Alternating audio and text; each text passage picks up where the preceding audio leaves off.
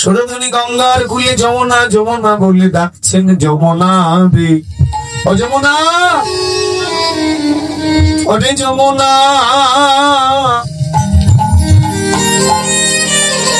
বলে কি আমার সেই যমুনা দেখি প্রবাহিনী, ও যমুনা,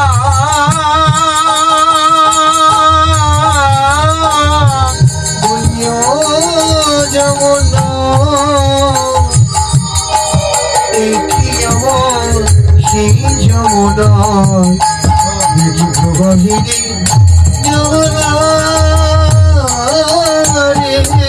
বাজার বিশাল তটে ওই না রূপের হাতে নিকাই তো নীলকান্ত নদীর, বাজার বিশাল তটে রূপের হাতে নিকাই তো নীলকান্ত, যমুনা এই কি আমার সেই যমুনা প্রবাহিনী, ও যমুনা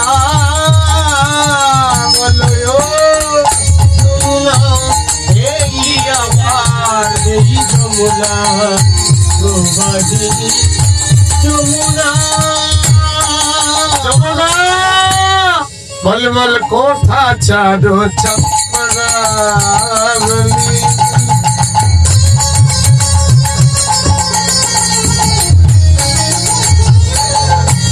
কোথা বা তোয়া জলি কোথা চারু চম্পরাবলী,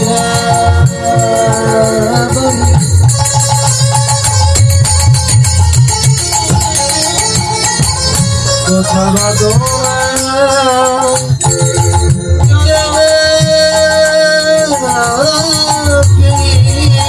কোথায় রাস বিহারী বংশীধারী পামে তেরাই বিনোদিনী, বিহারী বংশীধারী পামে তেরাই বিনোদিনী, ও যমুনা এই আমার সেই যমুনা প্রবাহিনী, ও যমুনা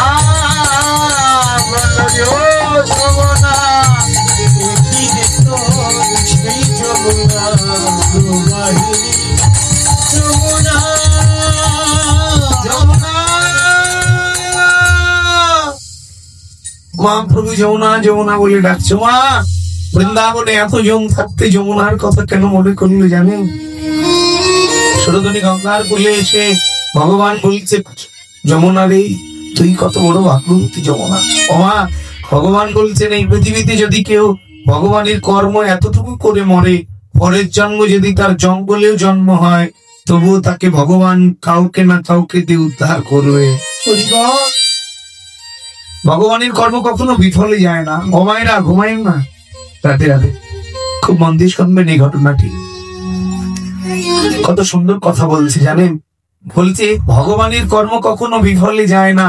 কেউ যদি একদিনের জন্য বৈষ্ণব সেবা দিয়ে মরতে পারে, তবুও পরের জন্ম ওই একদিনের রেজাল্ট পাবে। জানেন এক ডাকাত, ভাগবতে বলছে এক ডাকাত সারা জনম ডাকাতি করে এক গুরুদেবের সঙ্গে ডাকাতি করতে গিয়ে তার জ্ঞানের প্রদীপ খুলে জীবনে যত টাকা ইনকাম করেছিল সমস্ত টাকা ওই মন্দিরে দিয়ে মরে গিয়েছিল। পরের জন্মে ভগবান বলছেন পরের জন্মে তার জন্ম হয়ে গেল কোথায়? গুরুদেবের আশ্রমে এক মা থালা বাসন মাজতেন, এক বাবা ছিলেন, ওই রকম বাবা মায়ের ঘরে তার জন্ম হয়ে গেল।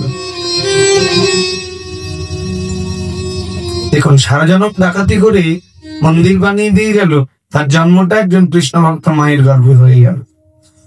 এরকম ভাগবতে অনেক উদ্ধৃতি আছে যে কেউ যদি আগের জন্মে হাজারো পাপ করে আত্মসমর্পণ করে ভগবানের কর্ম করে, তবুও পরের জন্মে তার জন্মটা ভালো হয়ে যায়। জানেন এক পতিতা সারা জনম পতিতাবৃত্তি করে একদিন বৈষ্ণব সেবা করেছিল, এই জন্য তার জন্ম হয়েছিল কোথায় জানেন? পশুকুলে জন্ম হয়েছিল, কিন্তু একদিনের বৈষ্ণব সেবার জন্য তাকে জগন্নাথ ধামে একটা গাছের টিকটিকি করে জন্ম দিয়েছিলেন। তার জগন্নাথ ধামে জন্ম। দেখুন, ধামে যতগুলো পশু আছে সবাই আপনাদের আমাদের থেকে অনেক উন্নত, আমাদের থেকে তাদের কর্ম অনেক ভালো, আগের জন্মের কর্ম, নইলে ধামে জন্ম হবে না। ধামে পায়খানার পোকা হয়ে জন্মও ভালো। কেন? কারণ তীর্থ ধাম, ওটা ভগবানের ধাম, যেখানে হাজার হাজার বৈষ্ণবী হরিনাম করছেন প্রতিদিন। আপনি বাড়িতে বসে আছেন, হরিনাম শুনতে পাবেন না, কিন্তু ধামে যদি পোকা রূপে জন্মেছে যারা, তারা তো প্রতিদিন হরিনাম শুনছে, যারা তীর্থ ধামে জন্মেছে। এই জন্য এই টিকটিকিটাকে ভগবান উদ্ধার করছে কি করে জানেন? দুইজন বৈষ্ণব প্রত্যেকদিন জগন্নাথ ধাম থেকে প্রসাদ নিয়ে এসে ওই যে গাছে টিকটিকিটা আছে ওই গাছের নিচে প্রসাদ পেয়ে একটা গর্ত তৈরি করে হাত দিয়ে ফেলে চলে যায়। আর ওই টিকটিকিটা প্রতিদিন গাছ থেকে নেমে ওই ভক্তের এটো প্রসাদের জলটা খেয়ে নেয়।